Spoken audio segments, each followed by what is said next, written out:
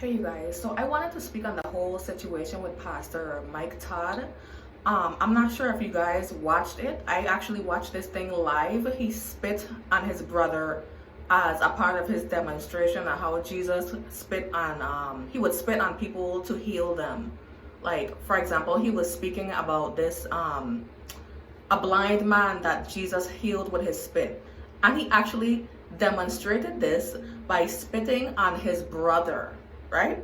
And I watched this live last night. I actually follow Transformation Church. So I know them to be like, they do visual learning. So I wasn't paying attention to the screen at first when he was preaching this, until I heard him bring his brother to the stage. And then I heard him do, like I heard that sound. And then as soon as I heard that, I started looking at the screen again, because I was like, I know he's not going to spit on this man, but I didn't actually see him spit. I heard him, right? But I was like, okay, I don't think he actually spit. I think he was just, doing that for the crowd, right?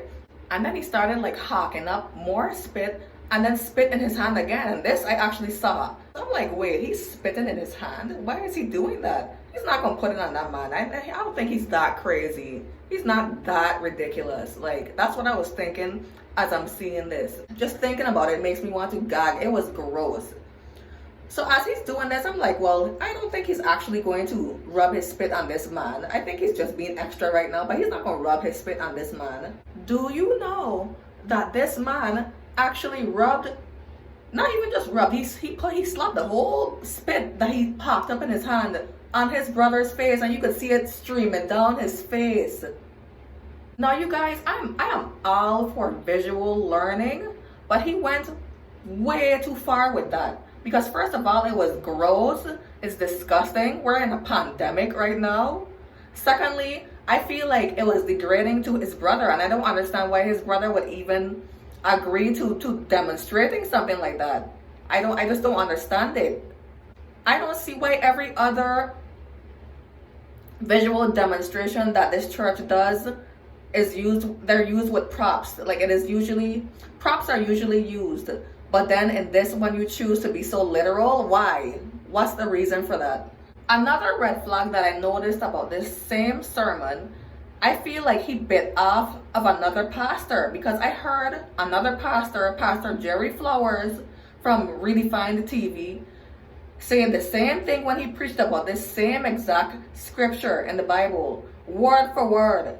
If you guys don't know who Pastor Jerry Flowers is, go check out Redefined TV. I understand we are all inspired by one another, but if you're going to bite off of another pastor's sermon, at least give credit to that pastor. At least say that you heard it from another pastor. Like, that didn't sit right with me at all, guys. It just did not sit right with me at all.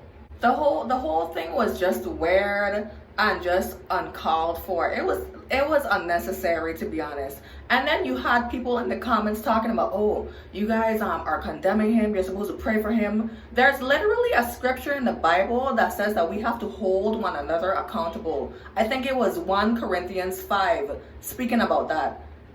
So it makes me wonder, some of you guys that are Christians, do you guys even actually read the Bible before you say things? Do you read the Bible? Because I read the Bible, and it literally says we have to hold one another accountable. Another thing it says is that pastors should not tell everyone about their good deeds. And that's another thing that I feel like this pastor does very often.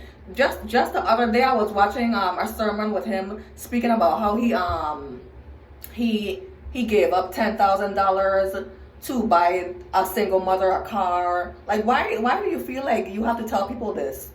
And mind you guys, as I was watching this, I felt a nudge in my spirit when he did that, but I didn't think too much of it until the Lord actually showed me a verse saying this. I think it was Matthew. I think it was in Matthew's. I gotta find it. But the Lord actually showed me a verse speaking on this. So it's almost like he was confirming what I felt in my spirit when I was watching Mike Todd speak about how he was gonna give a dealership $10,000 to buy a car for this woman. Now guys, I don't doubt that Mike Todd is anointed. I do feel like he is anointed.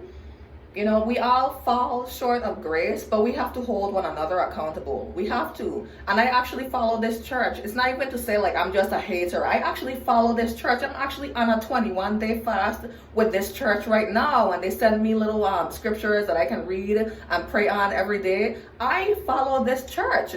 So I'm very disappointed in the pastor, the lead pastor, for some of the things that I've been noticing lately. You guys, we have to do better. And we have to really read scripture and have a spirit of discernment. And yes, we do have to pray for him, but we have to also call him out on the things that he's doing that is not okay either. Because then if he doesn't know, how is he gonna, I mean, the Lord probably speaks to him as well, right?